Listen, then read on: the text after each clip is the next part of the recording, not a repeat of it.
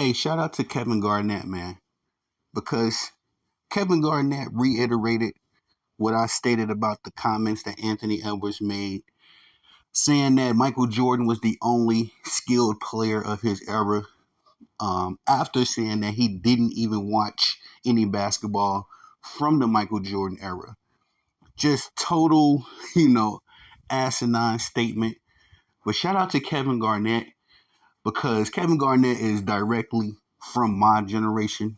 Was one of the superstars of my generation when I was coming up watching basketball, and he perfectly worded this.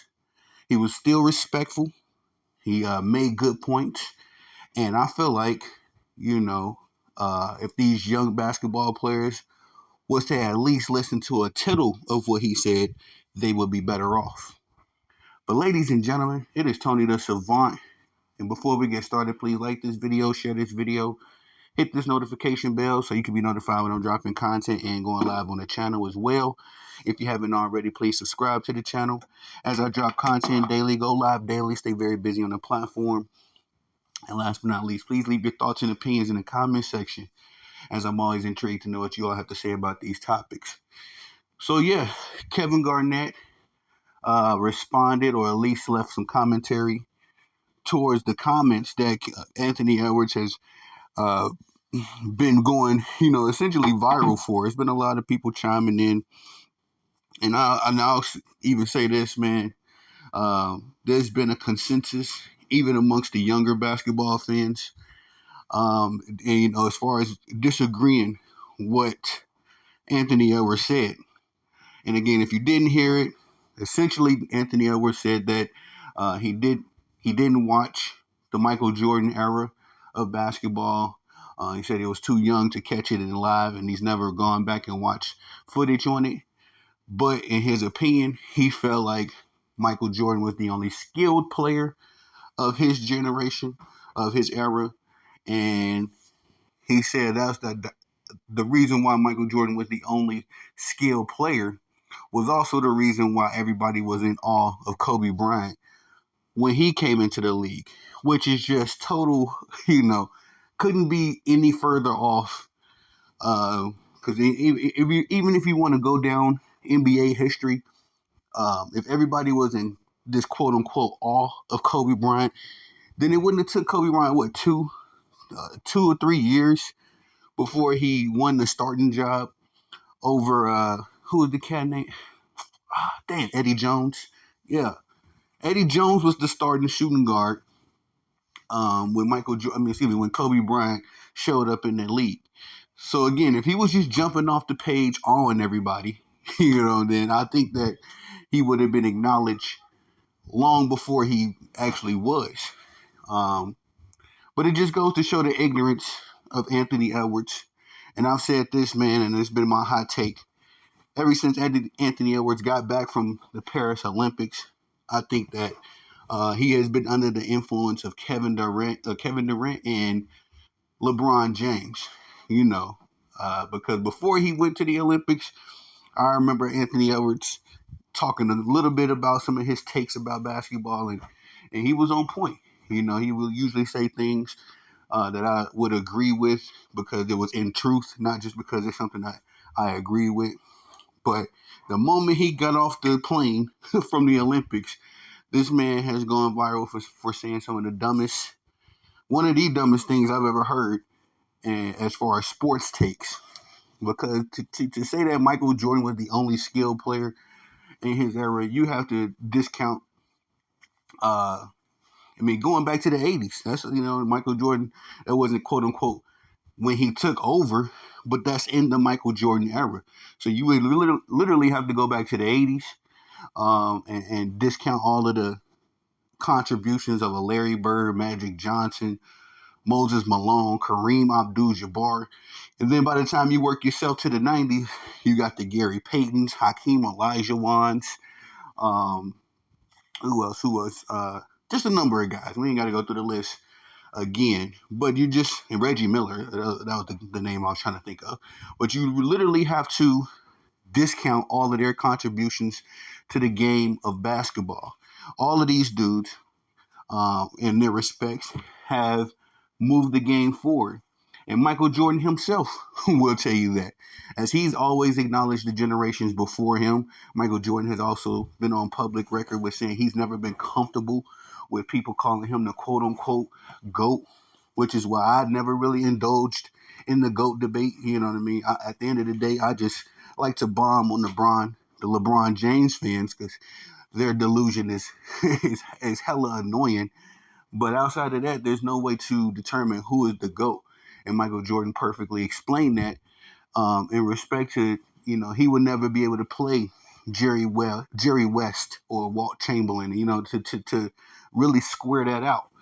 So it is all entertainment, just to something to keep these kids talking about the game of basketball, I guess. And Kevin Garnett, man, in his respects, like I said, perfectly explained this, as he said exactly what I said. When I originally heard this, these guys, except he took it a step further, respectfully. He said that these guys today could not play in his era. They could not play in the NBA 20 years ago. And I concur. You know what I mean? Considering the fact that none of these dudes play real defense. None of these dudes have experienced, real defensive pressure on them as far as when the game is on the line. Um, and even a guy like Anthony Edwards, who is moderately one of the better defenders in the NBA, he wouldn't be able to hold a candlestick to a lot of the dudes of old. Kevin Garnett mentioned Jason Kidd, and Jason Williams, and all these guys that's low key was studs. They was dogs in their heyday. And not just that, they had a level of creativity that was unmatched. Talking about Vince Carter, Tracy McGrady. These guys are guys that brought a different level of skill to basketball that we didn't see before them and haven't really seen after them. Um, so, like I said, Kevin Garnett really put it in perspective, talking about how what they had to go through back in his day, um, the gauntlet of, being a rookie, not even having a voice, you know what I mean? Having to earn everything, including your own opinion amongst basketball guys, as he said that in his day it was men leading men, and I agree. You couldn't just come to the basketball court just saying whatever. Even Michael Jordan, in his respects, he wasn't very verbal when he was early on in his career. Michael Jordan has always been a good uh, uh, orator, if you will, as far as handling in the media and being able to respond to questions. But nobody really was listening to Michael Jordan. In fact, he used to get hella criticism until he started winning, and it's because you had to work your way up the gauntlet. So nowadays, and I made a mention of this uh, in a previous video. I can't even recall which one, but nowadays, these guys are getting multi-million-dollar contracts, endorsements, a bunch of praise and adoration, and they haven't proven anything on the floor, in the locker room, none of that. And it's just a big level of immaturity and ignorance running around the NBA. Kevin Garnett even mentioned how these dudes nowadays, they have the privilege of dribbling 100 times, what I mean, in a possession, like dribbling the air out of the basketball. Like back in his day, you had to have a two dribble pull up. You had to have that in your arsenal in order to get any play time on the floor. You know what I mean? You had to be able to uh, run plays, run schemes. It wasn't too much at all. Not even to my memory, it wasn't too much isolation basketball like that. You know, um, you had to be able to run the system, or you wasn't getting no play time. You know what I mean? You had to remember a list of things. Just not your assignment. You had to remember what your teammates' assignment was. You had to remember the scouting report on your opponent, not just who you was guarding, the whole damn team. And I respect that, because during my playtime in high school, I remember that. I remember my coaches coming into the locker room with a grocery list of stuff for us to remember. Now we was kids, but at the same time, it was more to the game of basketball. It was more creative. And no matter how good you was individually, even back in my playing days in high school, and my 1 year in college, even back then, you couldn't do what you was doing in the park and on the basketball court. Nowadays, these dudes play park basketball. I'm pretty sure if you see Anthony Edwards play at the Rucker, it would look just like it does when he plays for the Minnesota Timberwolves. Because all of that dribbling and ISO ball and dunking on people, like that's cool now, But it was a time where you had to, had to have a basic jump shot. You had to be able to hit the mid range. Nobody plays the mid range now, and the very few dudes that do, they are the efficient scorers. That's another point. I forgot. Kevin Garnett was going off on his rant. Make sure y'all go swing by the All the Smoke podcast and check that out. That exchange that he and Paul Pierce had, because he was just bringing up so many great points. Back in our day, I can say that because Kevin Garnett is in my generation. When he was playing basketball, I was playing basketball. Um, but he was just making a mention of um, how dudes now, it's not about efficiency. You can take 40, 50 jump shots. You can take 20 and 33s and not be penalized. Back in, and I remember this too when he says back in the day, I remember this, you had to have a level of efficiency. If you couldn't hit, if you was out there missing 10, 12 jump shots, you wasn't on the court. You know what I mean? You had to be able to, even if you only had gotten 8 shots a game, you had to at least knock down 5 of them. It was no such thing as being inefficient. If you didn't have your jump shot going on, you better get into that paint and find a way. So, but nowadays, these guys don't know nothing about that kind of basketball. And again, Anthony Edwards really spoke to the I guess you can say, appreciation that this generation has, or lack thereof, that they have for the legends, man. Because there's no way Anthony Edwards can say that. It's like, dude, you're standing on the shoulders of giants.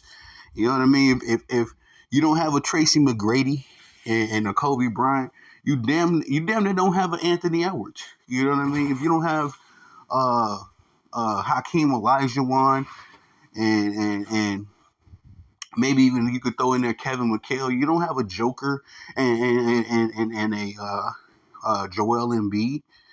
All these dudes uh, kind of build on what the last generation was able to do. And it's going to be crazy. I've said this many a times about this generation of basketball fans. It's going to be wild. The next generation of basketball fans, another 10, 20 years, you know what I mean? When my son is old enough to go search out basketball information, they're going to be able to see through all of these narratives, all of these lies that this generation has built up. And I'm going to say it like this: the LeBron James and Kevin Durant generation, with the exception of a few, Steph Curry, Giannis, maybe even Kawhi a little bit.